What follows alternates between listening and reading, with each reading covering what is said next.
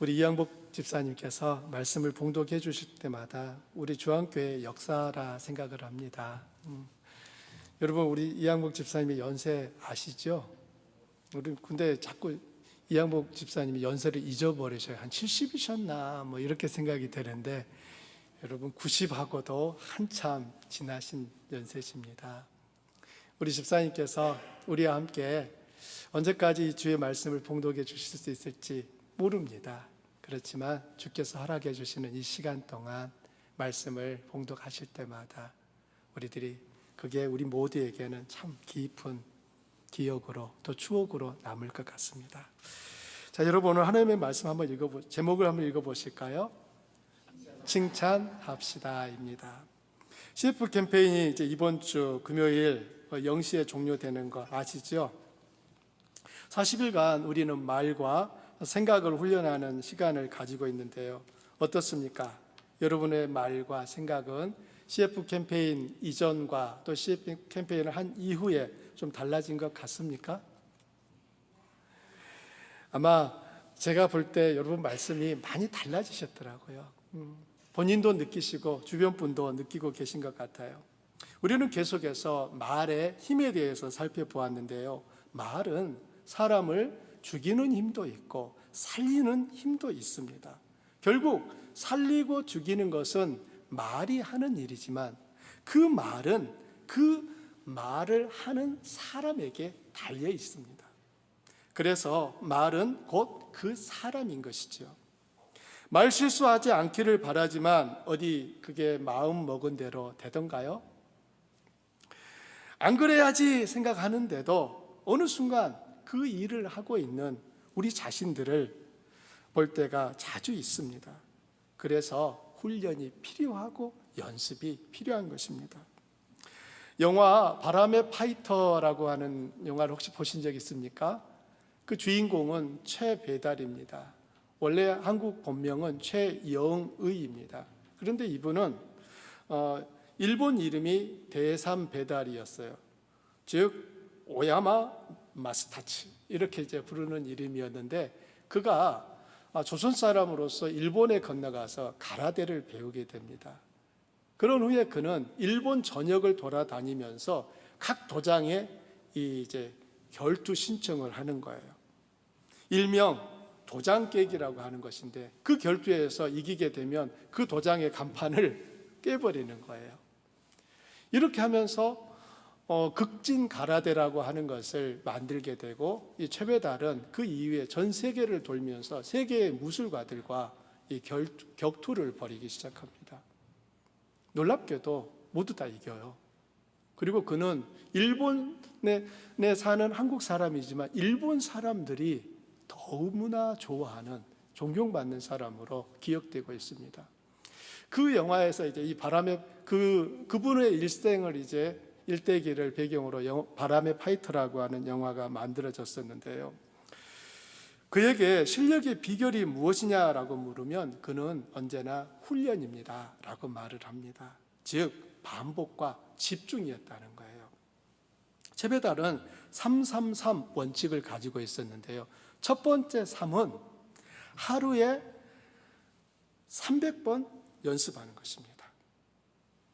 300번 연습을 하면 어느 정도 흉내를 낼 수가 있게 되고 다른 이들에게 그 기술을 보여줄 수 있는 단계가 된다고 합니다. 두 번째 3은 하루에 3000번 연습하는 것입니다. 3000번을 연습하면 실전에 쓸 수 있는 정도가 되고요. 웬만한 이제 무술가들과 격투를 하게 되면 이제 이길 수 있게 된다고 합니다. 세 번째 3은 하루에 3만 번을 연습하는 것입니다. 3만 번을 연습하게 되면 그때는 자기도 모르게 그 기술이 나와서 어떤 순간에, 위급한 순간에 상대를 제압할 수 있는 단계가 오른다고 합니다. 우리 뇌에서 이렇게 해야지 라고 지시를 내리기 전에 몸이 먼저 거기에 대해서 자동으로 반응을 하는 단계가 바로 이 세 번째 3만 번의 연습의 단계인 것입니다. 그는 이 333 원칙을 일생 동안 지켜갔기에 그와 같은 무술가로서의 그런 아주 훌륭한 발자취를 남길 수 있었던 것입니다. 말도 마찬가지입니다. 뇌가 지시에서 말하는 단계를 넘어서서 반사적으로 살리는 말을 하려면 우리 역시 훈련과 연습이 필요합니다. 인간은 모두 죄의 DNA를 가지고 태어납니다. 우리 중에 우리 교회 가장 귀염둥이 현빈이 어떻습니까? 우리 현빈이는 죄가 없겠습니까? 분명히 생긴 것만 보면 죄가 없을 것 같아요. 너무나 귀엽고 예쁜데요. 아니요. 지 피곤해서 엄마한테 막 성질 부릴 때 보면은 저거 DNA가 있구나 하는 것들을 확인하게 돼요. 아무도 부정할 수 없는 그 죄의 DNA가 타고날 때부터 우리 안에 그대로 유전돼 내려옵니다. 아담이 지었던 그 죄의 DNA가 예수님 오시는 그 날까지 계속 반복되어서 유전될 것입니다. 그러다 보니 우리는 어떤 일에 대하여서 어떤 살리는 말을 하려고 할 때에도 그 말이 자동으로 나오는 것이 아니라 훈련과 연습을 통해서만 가능하다는 거예요. 오히려 연습하지 아니하고 훈련하지 않게 되면 죄의 DNA의 영향으로 인하여서 우리는 사람을 죽이는 말을 하는 것이 더 자연스러운 그런 현상으로 나타나게 되는 것입니다. 여러분, 살리는 말이 가득한 곳에서 생활하는 사람과 죽이는 말이 가득한 곳에서 생활하는 사람의 인생은 분명히 차이가 있지 않을까요? 만일 여러분에게 어느 한 곳을 선택할 기회를 주신다면 여러분은 어떤 곳에서 살고 싶으십니까? 당연하죠. 살리는 곳에서 사는 사람은 그도 살아납니다. 그러나 죽이는 말이 난무하는 곳에서 사는 사람은 의도하지 않아도 자기도 죽고 주변 사람도 죽고 다 같이 죽게 되는 것이죠. 말은 입에서 나오지만 말이 시작되는 곳은 입이 아니라 어디입니까? 마음이잖아요. 사람은 마음에 가득한 것을 입을 통해 내놓습니다. 이런 점에서 말과 생각은 서로 연결되어 있습니다. 생각이 말을 만들고요, 다시 그 말이 생각을 만듭니다. 이렇게 하면서 말과 생각이 연결되어서 순환되면서 점점 우리 인격이 만들어지는 것입니다. 오늘은 CF 캠페인과 관련하여 말에 대한 마지막 설교인데요, 칭찬합시다 라는 제목으로 말씀을 전하려고 합니다. 어찌 보면 40일간의 우리 CF 캠페인에 있어서 적용점, 실천해야 될 바로 그 한마디가 뭐냐라고 한다면 칭찬합시다, 이 말이 될 것입니다. 여러분은 자주 칭찬하시는 편입니까? 아니면 칭찬에 인색하십니까? 여러분, 칭찬할 때 돈이 얼마나 들던가요? 사실 따져보면 우리는 칭찬할 때 한 푼도 쓰는 게 없습니다. 그런데도 그 칭찬을 아주 그냥 넘치게 하기보다는 좀 인색하다라는 생각이 듭니다. 특히나 우리 한국인의 이 정서 안에서 칭찬을 막 하는 것이 익숙지 않은 삶을 살아왔던 것 같아요. 여러분의 한 주간의 삶을 생각해 보세요. 여러분, 누구를 칭찬하셨습니까? 또 그 칭찬을 들은 사람은 어떤 반응을 보였나요? 또 어떤 사람으로부터 여러분 칭찬을 들으셨던가요? 칭찬을 듣고 반응하는 사람을 보았을 때 우리 안에 어떤 마음이 들지요? 많은 분들이 칭찬하려고 하는데 칭찬이 자동으로 됩니까? 아니에요. 칭찬 역시 연습과 훈련이 필요합니다. 우리들이 이 칭찬할 수 있으려면 바로 이 말이 가지는 힘에 대하여서 분명하게 동의하고 그 사실을 마음에 새길 때 한 번 더 누군가를 칭찬하는 것이 가능해지는 것입니다. 말을 잘한다고 하는 것에 대해서 많은 분들이 오해하고 있는 것 같아요. 일반적으로 말을 유창하게 하면 말을 잘한다라고 생각합니다. 야, 저 사람 말 잘하네, 이렇게 말하죠. 그런데 말을 유창하게 하는 것과 말을 잘하는 것은 서로 다른 의미입니다. 말을 유창하게 하는 것은 무슨 주제로 말을 하든 막힘없이 술술술 잘 풀어낼 수 있는 것입니다. 상대방을 설득하고 때로는 제압하면서 자기의 생각을 잘 논리적으로 말하는 사람을 말을 유창하게 한다라고 하는 것입니다. 반면에 말을 잘한다라고 하는 것은 말을 유창하게 하는 것과 관련이 있을 수도 있지만 더 자주, 더 많은 경우 말을 유창하게 하는 것과는 상관이 없습니다. 비례하지 않는다 그 말이에요. 말을 잘하는 것은 말을 유창하게 한다는 게 아니에요. 말을 잘한다라고 하는 것은 살리는 말을 한다는 것입니다. 사람을 살리는 거예요. 그 사람과 이야기를 하게 되면 대화하는 사람의 마음이 회복이 일어나고 살아나는 것입니다.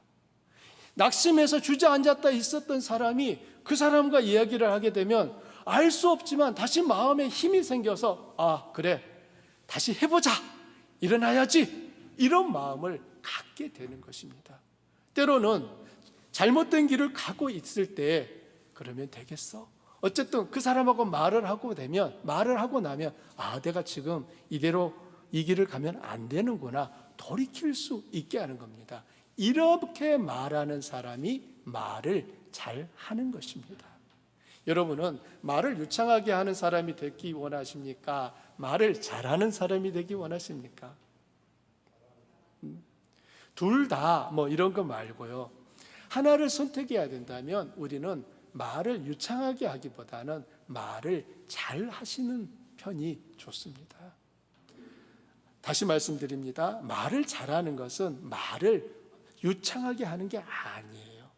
그 말 한마디 한마디가 사람을 살리는 말을 한다면 그분이 말을 잘하는 분입니다. 동의하십니까? 살리는 말이 그러면 어떤 걸까요? 말을 잘하는 것은 살리는 말을 하는 거라고 했는데 살리는 말이 무엇인지 알아야겠죠? 살리는 말은 선한 말입니다. 선한 말은 착한 말이고요, 은혜로운 말이고 아름다운 말입니다. 덕을 세우는 말이고 기분 좋은 말이고 하나님이 기뻐하시는 말입니다. 오늘 말씀에 보면 칭찬은 금 같은 사람을 만든다고 말하지요. 따라서 칭찬이 선한 말이고 살리는 말입니다. 한때 대한민국에 칭찬 열풍을 불러온 책 한 권이 있었습니다. 2002년에 출간되었는데요. 그 제목이 칭찬은 고래도 춤추게 한다라는 제목이었습니다. 그런데 이 책의 원본이었던 영어 책의 제목은 조금 달라요. Well done 이라고 되어 있어요.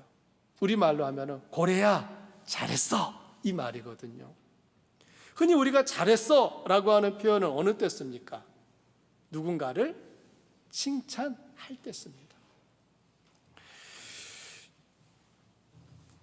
고래야 잘했어, 이 말은 조련사가 묘기를 멋지게 끝낸 범고래에게 칭찬하는 말인 거예요.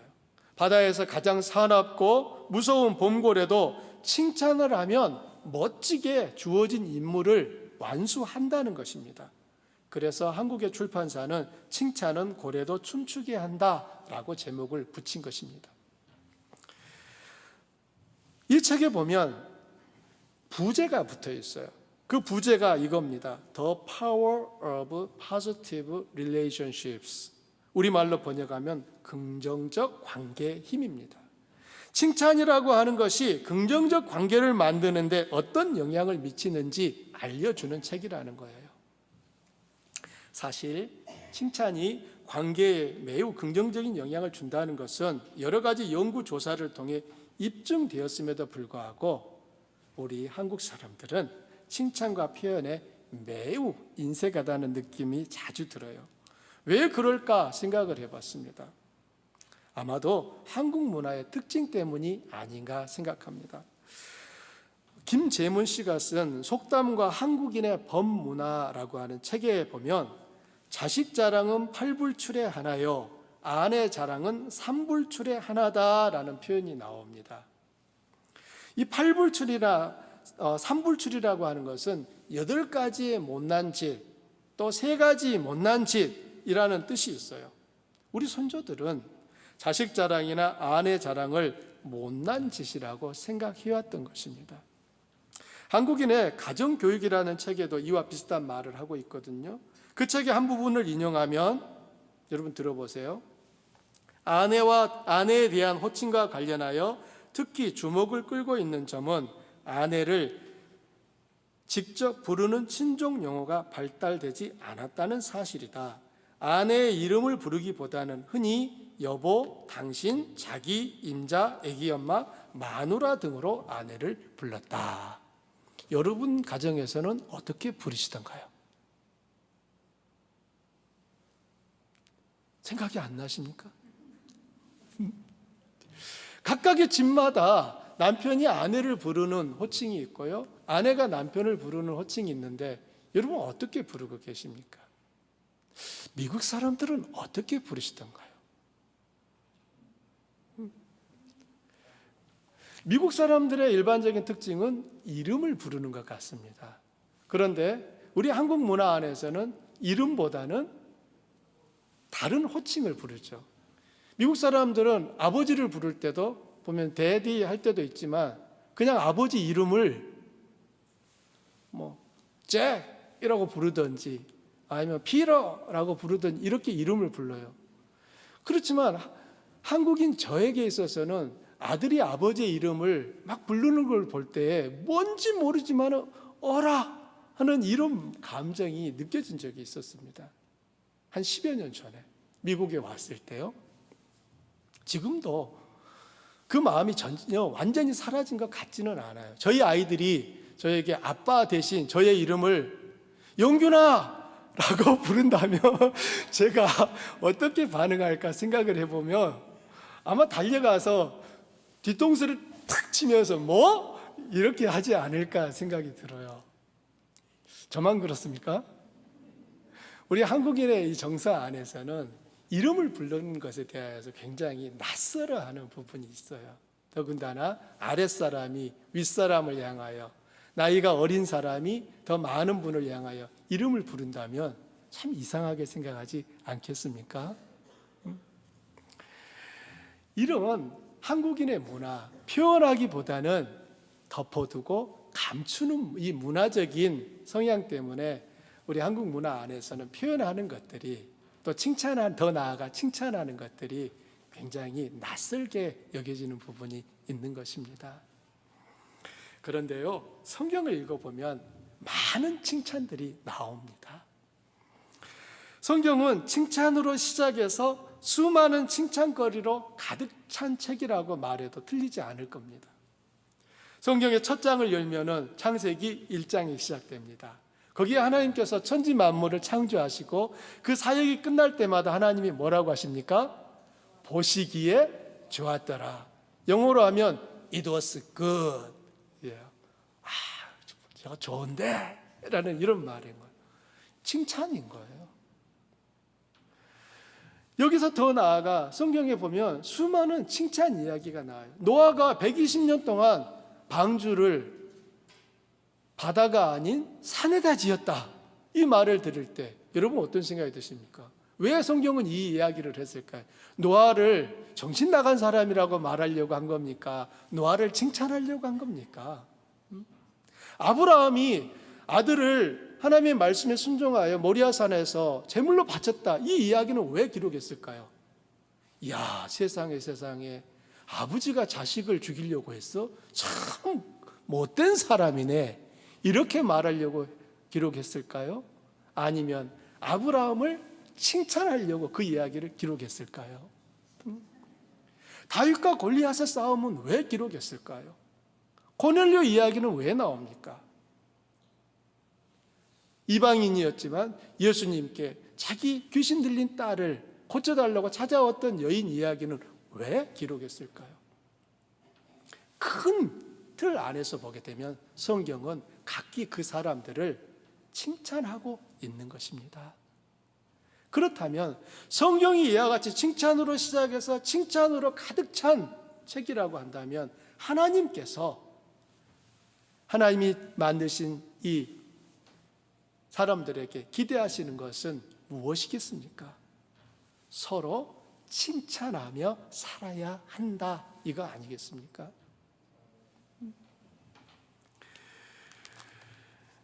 칭찬은 축복과 더불어 하나님이 명령하신 선한 말입니다.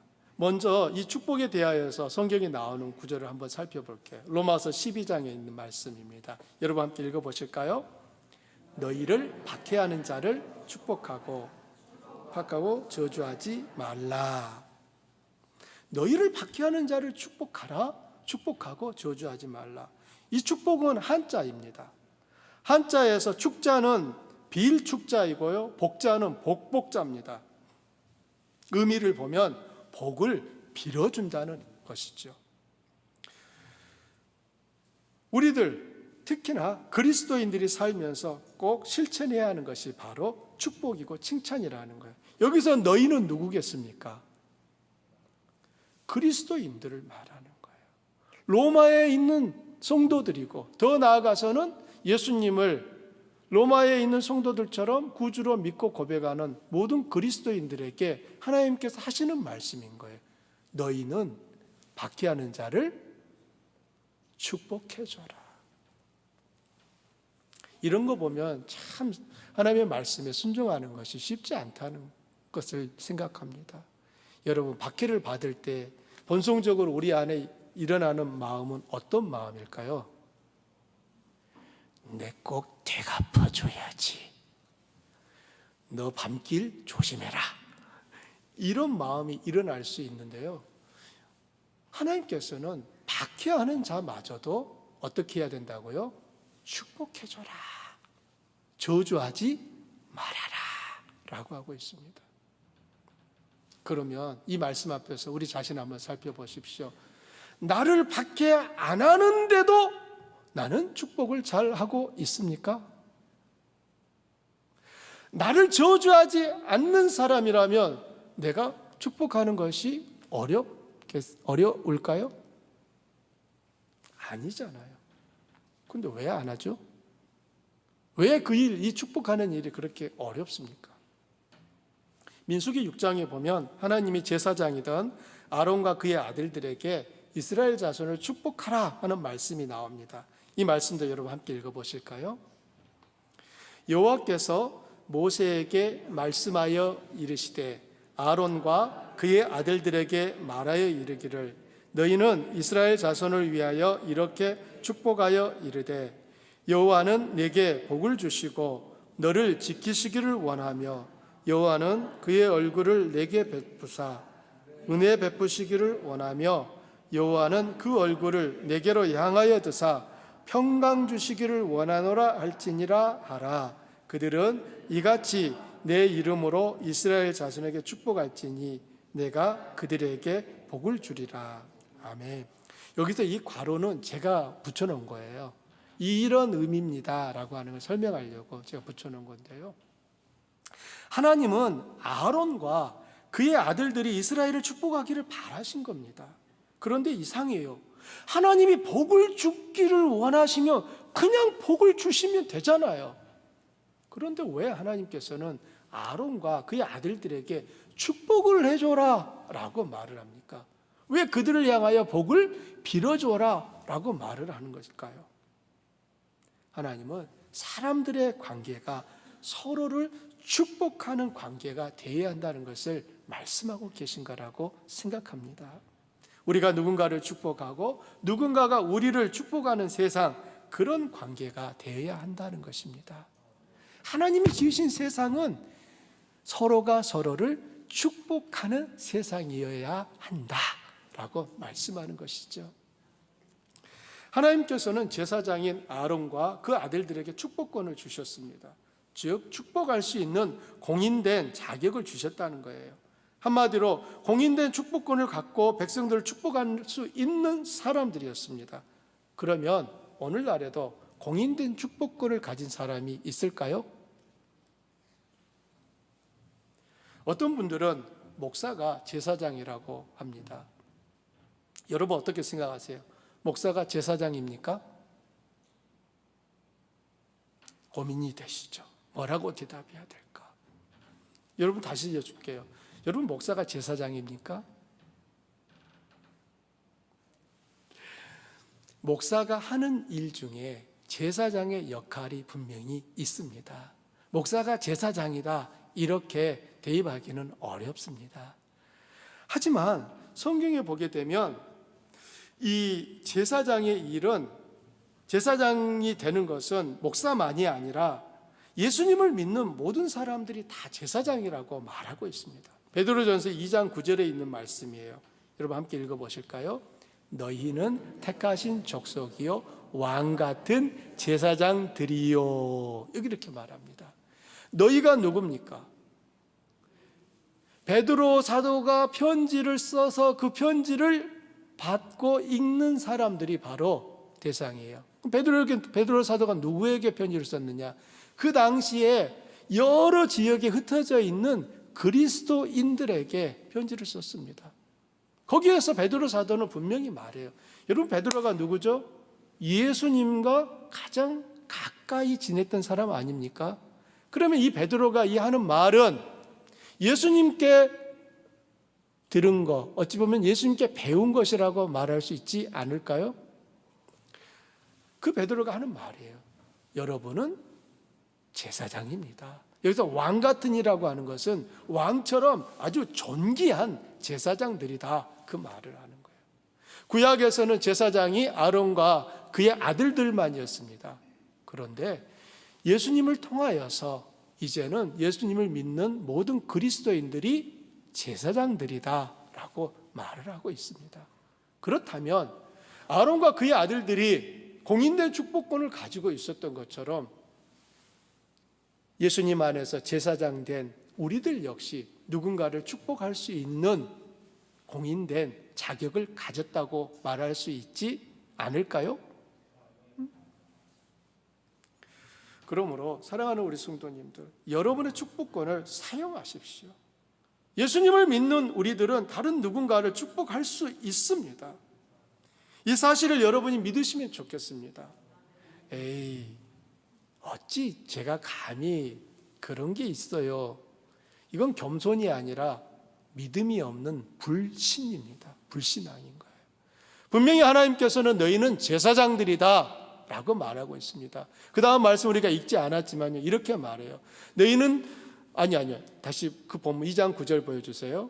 거룩한 나라요 그의 소유가 된 백성이니 이는 너희를 어두운 데서 불러내어 그분의 기이한 빛에 들어가게 하신 이의 아름다운 덕을 선포하게 하려 하심이라. 이렇게 말하고 있어요.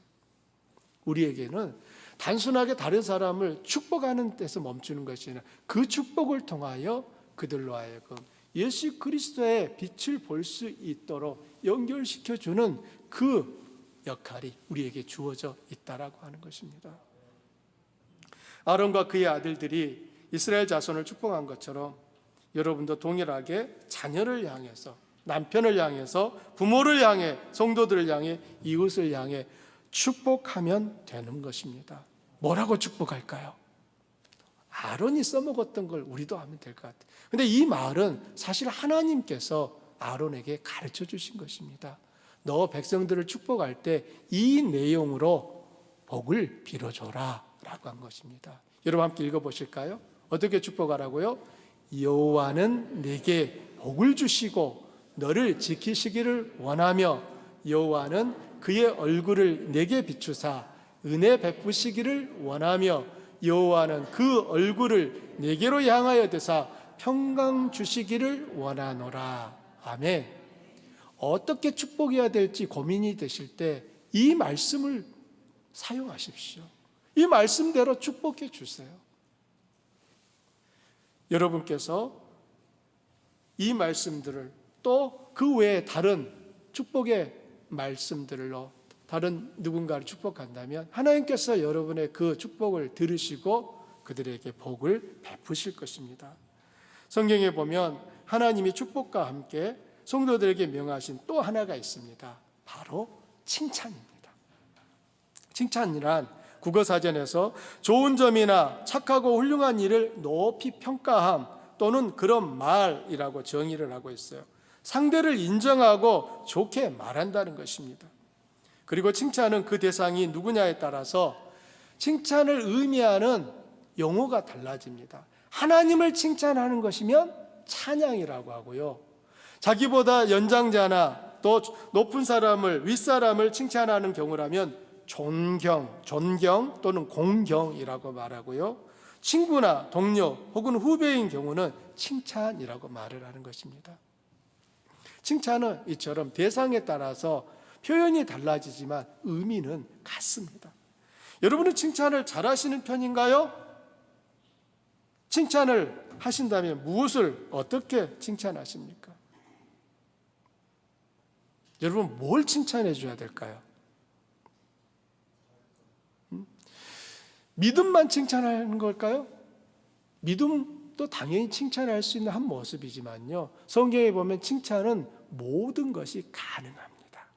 특히나 아가서를 읽어보시면 얼마나 솔로몬이 그 술람미 여인을 칭찬하고 있는지 모릅니다. 그거 읽다 보면은 막 닭살이 돋는 것 같아. 막 솔로몬이 그렇게 말해요. 야, 너의 머리털은 아주 그냥 비단길처럼 뭐 순양에 기름 부은 것처럼 그냥 화려하고, 너의 코는 아주 망대처럼 오똑 솟아 있고, 너의 목은 어쩌고 볼은 어떠고, 정말 구석구석 칭찬을 하고 있습니다. 어떤 분들은 칭찬합시다라고 하면, 목사님 칭찬할 게 있어야지요 이런 말들을 쓰시는데요, 그건 여러분이 관심을 갖지 않기 때문인 거예요. 하나님이 만드신 대상이라니까요. 하나님이 만드신 작품이에요. 그런데 칭찬할 게 없다니요. 그건 불신앙 아닙니까? 다시 한번 여러분 옆에 분을 바라보십시오. 칭찬할 것이 보입니까?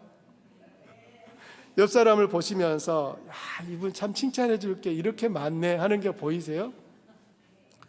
더욱이 부부 사이라면은 꼭 하루에 하나씩 칭찬해 주시기를 바랍니다.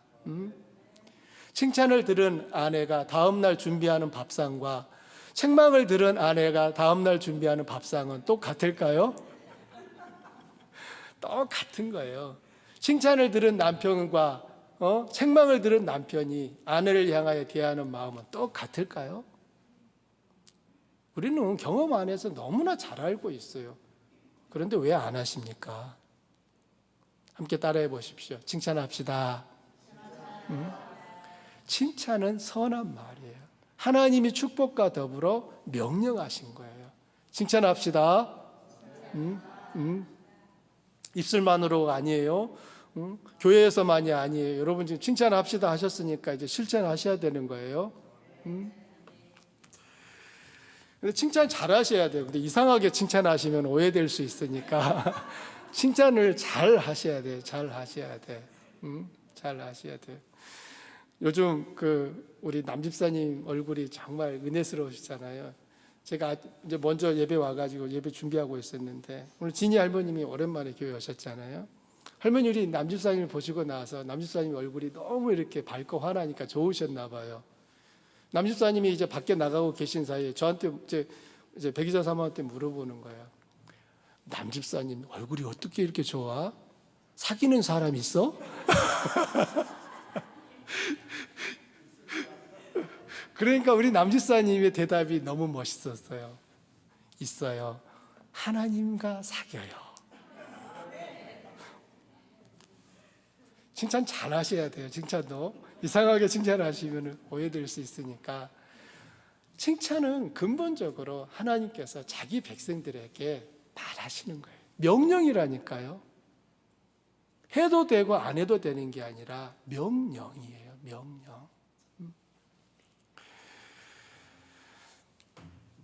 우리가 살면서 칭찬이 풍성해지면 우리 마음이 부요해집니다.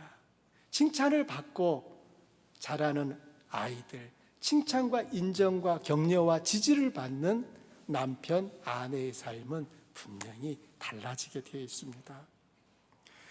어떤 분들은 칭찬을 잘 못하시는 이유로 칭찬에 익숙하지 않기 때문이기도 해요. 본인이 칭찬을 받아본 경험이 많지 않다 보니까 어떻게 칭찬을 해야지 고민하시기도 합니다. 또 어떤 분들은 칭찬을 막상 하려고 하면 아부하는 것처럼 생각되기 때문에 칭찬을 애써 아끼시는 분도 계시더라고요. 하지만 칭찬과 아부는 같지 않습니다. 여러분, 칭찬과 아부를 어떻게 구별하시렵니까? 상대를 인정하고 좋게 말한다는 점에서 칭찬과 아부는 똑같습니다. 하지만 그 내용을 보면, 그 동기를 보면 칭찬과 아부는 아주 전혀 다릅니다.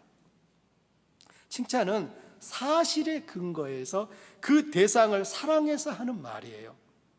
반면에 아부는 사실이든 아니든 상관없어요. 단지 그 대상을 이용하려고 좋게 말해주는 것입니다. 그러므로 칭찬을 받으면 살아나요. 하지만 아부를 받으면 찜찜해요. 물론 어떤 사람은 아부 좋아해요. 아부인지 알면서도 나는 아부가 좋아 하시는 분도 있지만, 정상적인 참으로 온전한 인격을 가지고 계신 분이라면 아부를 좋아하지 않죠. 그것이 칭찬이라면 인정하지만 아부일 경우에는 오히려 그 사람을 경계하게 될 것입니다. 사람은 누구나 장점과 단점이 있습니다. 칭찬이 사실에 근거한 거라면, 여러분, 칭찬할 때에는 그 사람의 장점과 단점 중에서 장점을 보고 말해주는 거예요. 사람은 장점과 단점을 다 가지고 있기 때문에 어떤 사람도 장점만 있지 않고요, 어떤 사람도 단점만 있지 않습니다. 사람은 장점에 단점이 보태져 있습니다. 따라서 칭찬은 장점과 단점 중에서 무엇을 보고 말해주는 거라고요? 장점인 거예요. 그 장점을 보고 말해주는 거기 때문에 아부가 아닌 것입니다. 그러므로 사랑하는 성도님들, 칭찬에 인색하지 마시기를 바랍니다.